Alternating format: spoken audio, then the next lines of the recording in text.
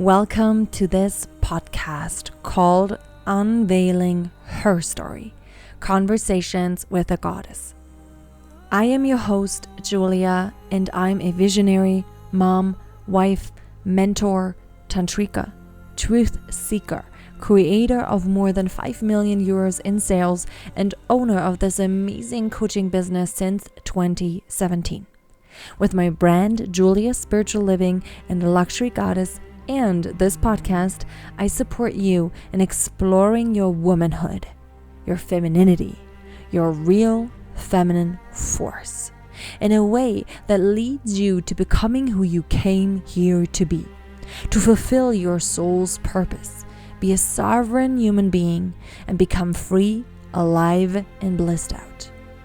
In this podcast, we're going to poke this matrix and dismantle history to shine light on her story, our story, to explore union and peace inside and out. How else will we operate beyond what we are told and build our reality anew, the feminine way? Let's peek behind the curtain and play beyond this matrix to find out how freaking exciting it is to co-create your reality as the powerful woman you came here to be.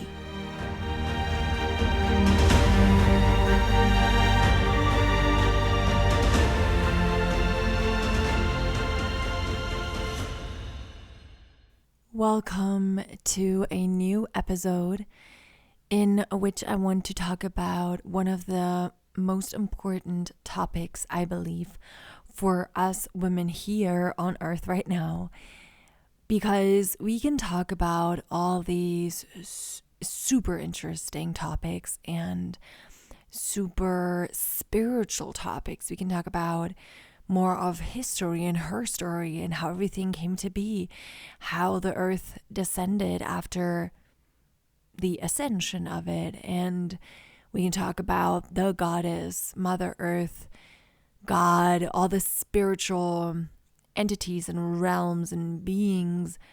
And all of that is great. And we can get into all of that more if you'd like, and if we all want to, and if I feel called to talk about that. But being here on earth right now and being in this body and having to know how to interact with people and how to be real, for that we need earthly skills and all the knowledge or, possibilities of what could have been and what may be and what may happen are so inspiring, yet we need earthly skills to be here. And even though I love all the inspiration, all the, going down the rabbit hole and like being in prayer and dancing with the goddess, remembering her, I also had to realize in my life that all of that is not going to teach me boundaries and real, true self-love and how to be authentic in any moment, how to stay connected to myself. So I want to take this opportunity to talk about all of that because I believe that these are the most important skills. I see women that all women are my sisters, and I see beautiful women that are so inspiring and that, for example, crush it in business or are just so magical in their being. And I see a little bit of the extremes and the pendulums of the woman who is super independent because of, how it's become, or how, feminism and all the programming of our, just all the years, that made a woman to be very manly and very interdependent and independent and very, just very masculine in her energy. And I see that a lot, and I can see how many of these women, and I know this from my past as well, and sometimes still a bit, where there's this OCD behavior, this behavior of like the control freak and thinking ahead at all times, always being in the mind and not being able to actually let go and relax. And that stems from the wound of it not being safe to be in our feminine.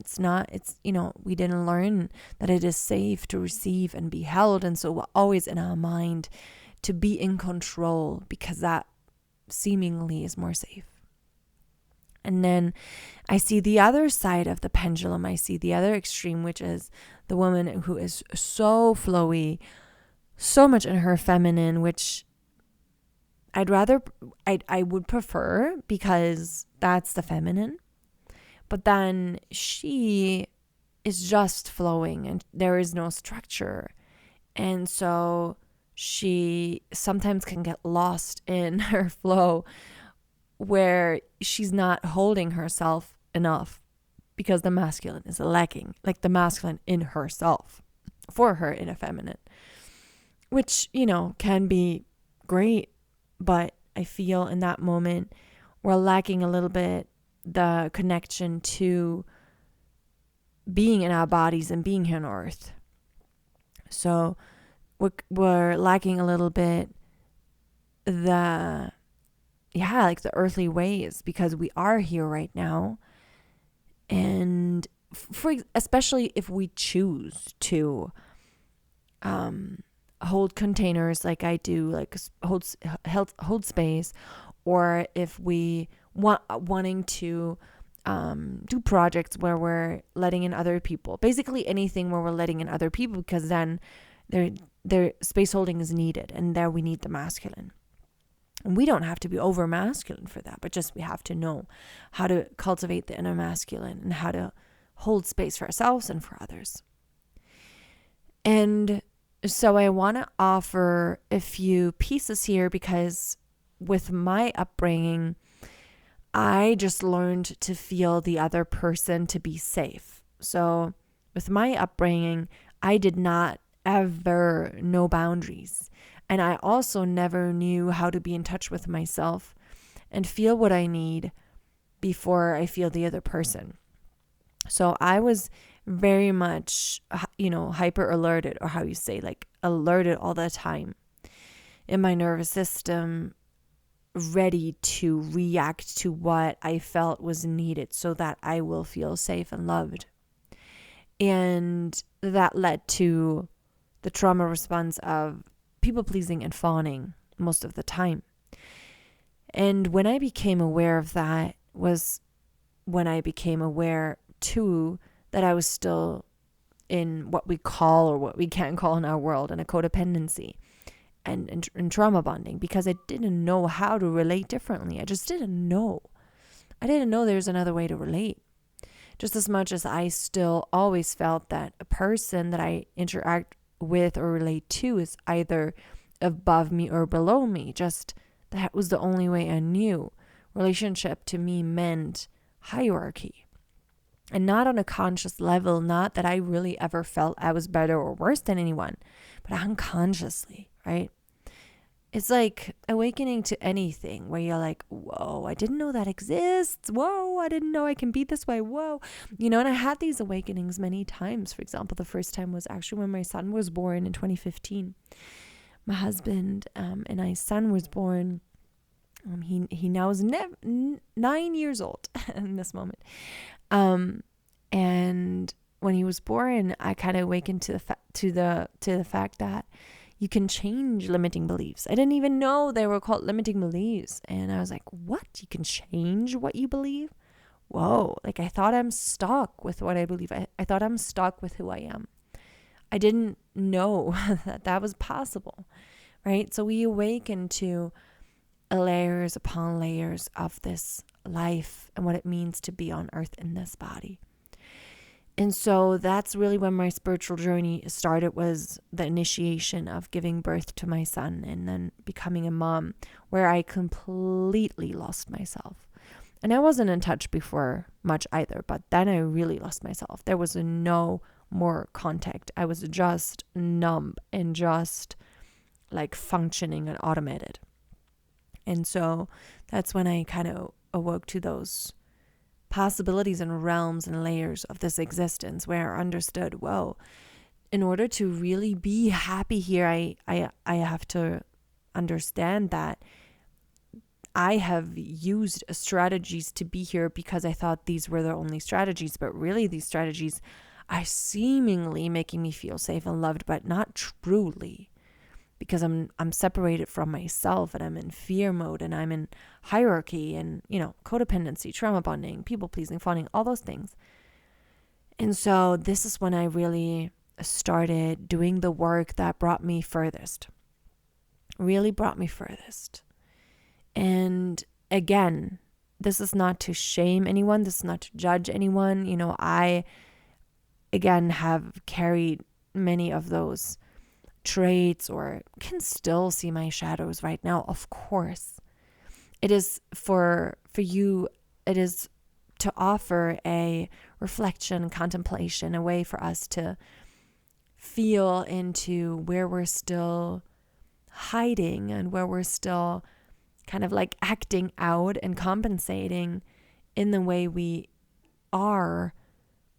And really it is for you to experience yourself even deeper and being more authentic, because that is what authenticity is. It's not flowing to flow. It's not being so liberated and the loudest in the room just to say, I'm so liberated. It's not to say anything or to act like anything or to be seen in any kind of way. It's to truly feel connected to yourself and loving being with yourself and feeling yourself in a room with people, knowing what you need, what your earthly, bodily needs are, and also your desires. And so that was the biggest awakening for me thus far, is really seeing, I'm still trauma bonding because I didn't learn it differently. Like, it's okay. No big deal. Like, it's no one's fault. I'm not bad for this, it's just a beautiful opportunity to unlearn something and to learn something new. And so I, for the first time ever, learned what boundaries really are. That I am in my body and you in your body, and is for me to practice and know what I need, and that what you need isn't mine. That I feel me, and that what you feel isn't mine. I can witness you. I can be respectful of you. I can hear you out. Of course, I can hold space for you or that, right?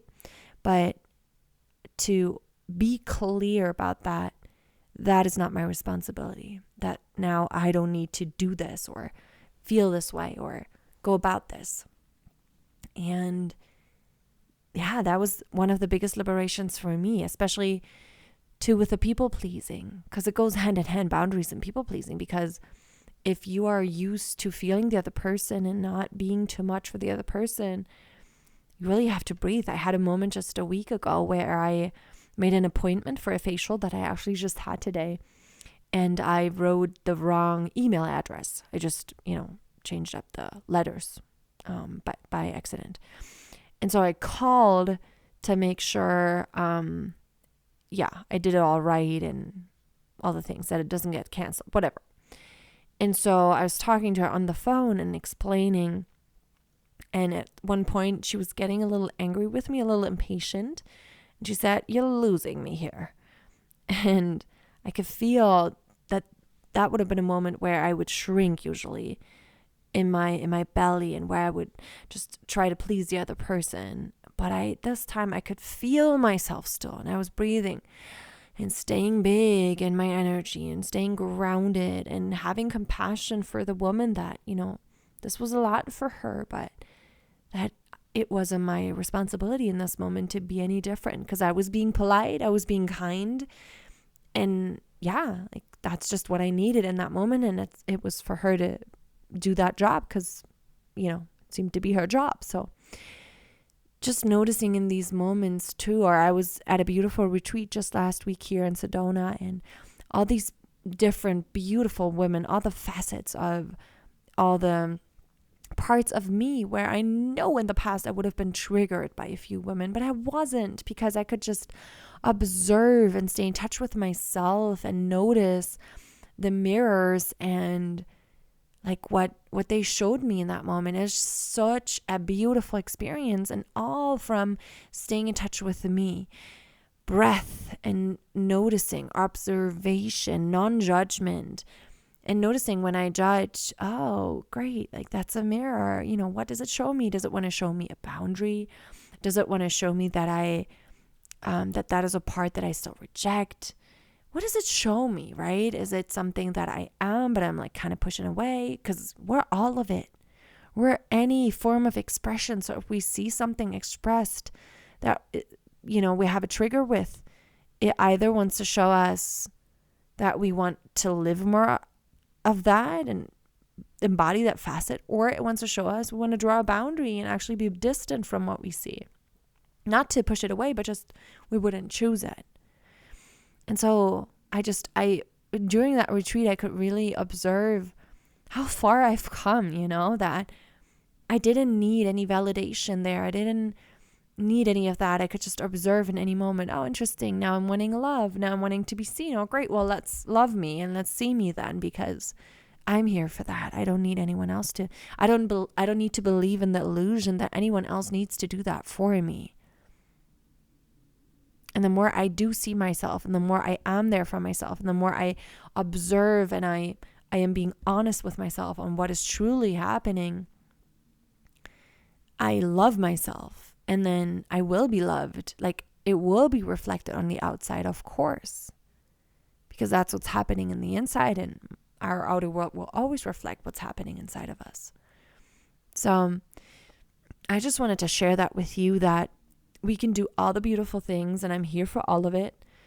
But we want to check in with ourselves if we are overcompensating or kind of fleeing into the great opportunities that there are. And there's so many. I love cacao ceremonies, ecstatic dance, breath work, tantric liberating tools, wild woman practice. I love praying and singing and giving back to the earth, and praying to the land.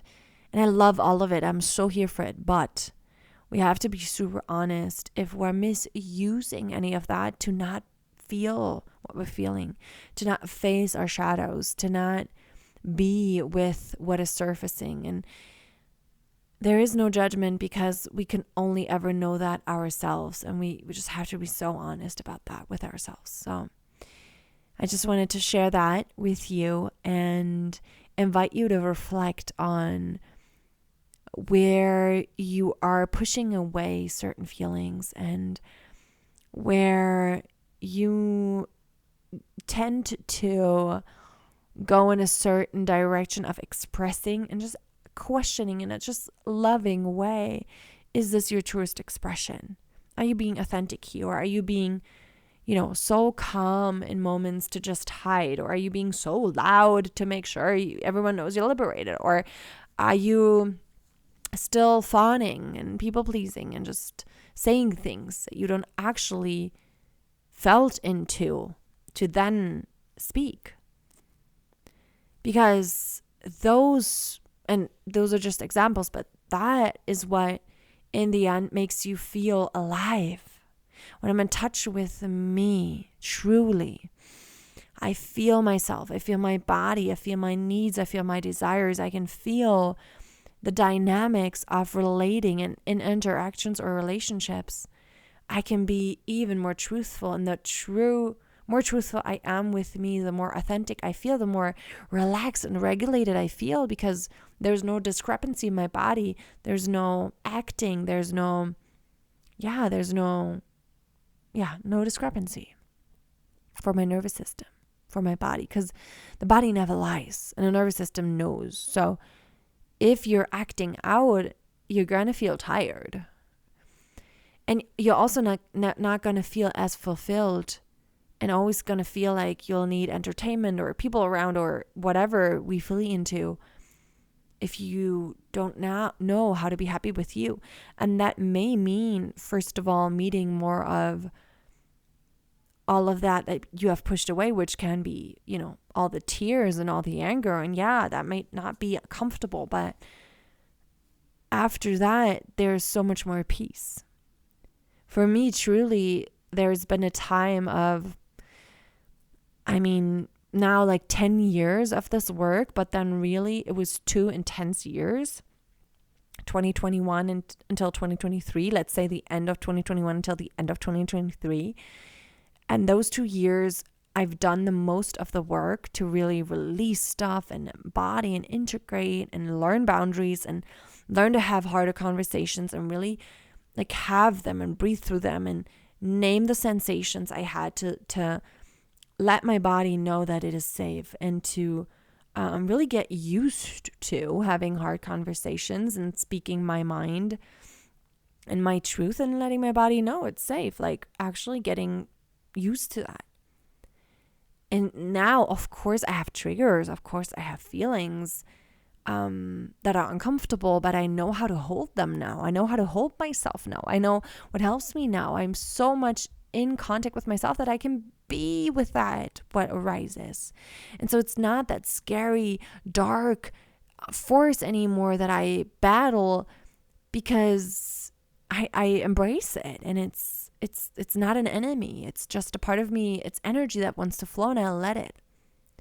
So I'm inviting you to reflect upon whatever resonates most with you, and really inviting you to say yes to the feminine and to the flowy and to the spiritual, which would be more the masculine, but still like all the different parts, and be so honest with you where you are neglecting the body and earth experience that you're having, where you're and that would be an invitation too, to look at your health, to look at your sleep, to look at your needs, your desires, how your body feels, how much you are in contact with yourself in any moment, how well you can regulate yourself and know what you need when in any certain moment, and to see how you're staying real and being so loving to yourself too. If there's still trauma expressing, you can still feel like in certain moments how, for example, you're shaking, and just to not want to change that, but to just be with that too, just being with what is. And that's the beauty of the masculine inside and the feminine inside, because it's the masculine inside is the non-judgmental part of you that is there for you, that just holds you in it, meaning you're present with yourself without judging or trying to change it or saying, bypassing or all that stuff or escaping. None of it. Just being here with what is. That's simple. But I understand that it needs practice for us to be safe with all those feelings. But the more we practice, again, it didn't take me much more than 2 years to land at a certain state that I feel now in, which is very peaceful and very in touch with myself. And again, I still have all the feelings and triggers. Of course I do. But it's just fine now. It's okay. Like, there's no rush. And so, yeah, that's all I really wanted to share today, because I love the spiritual practice, and I'm so here for them. I do ecstatic dance. I do breath work. I do cacao ceremonies, just for me also as well, and, I'm here for somatic expression and embodiment. And again, I love all that. And all of that means nothing to me if I can't let my son know, more than anything energetically, that I have boundaries, and be clear about what I need and express that. I've been with my husband for 15 years now, and I would not be happy in this relationship if I hadn't learned how to know what I need and to be able to express that with love.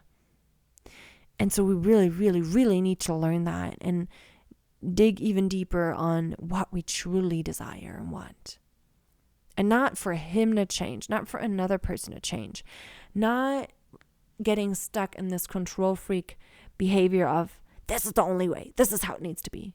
Letting go of that, letting the masculine in, letting God in, letting your inner masculine in to find solutions or hold you or guide you. With what I mean is really from the heart, the clear desire of, this is what I need. This is what helps me be. This is what makes me happy. I can feel it in my body. This is true. This is how I can hold myself, how I can love myself, how I can have compassion with me. And that would be for me always saying yes to what is. It could be I feel ugly in this moment and saying, yes, I feel ugly in this moment. Yes, like yes to that, because that is what is being present. And then it dissolves because I'm not trying to change it. And I'm also not making a story out of it. It just is what I'm feeling in the moment. That's it. So it's very simple, but it's practice. It needs practice because we're not used to it. So enjoy this reflection. Be very honest. Where you're being very masculine, over masculine, where you're being over feminine, where you're compensating or kind of fleeing to not feel more and dig deeper, where you're kind of feeling like you're better or enlightened or not good enough ever, and you just can't be, where you're like swinging into the extreme of the pendulum and coming back to the middle, where you're being feminine and masculine, where you're being spiritual and in the body, embodied, where you're being in bliss and being able to be in bliss in any moment, but also know that you're always on this journey to integrate more trauma or integrate more sensations, whatever it may be. So enjoy this reflection. I hope this served you so much, and I can't wait to get another episode to you. By the way, as you may have noticed, I am now coming to you with this podcast every other week. So every other Tuesday now, I'm getting you this podcast. So today and then in 2 weeks again. So just letting you know of that, informing you about that. And yeah, again, can't wait to catch you next time. So much love your way.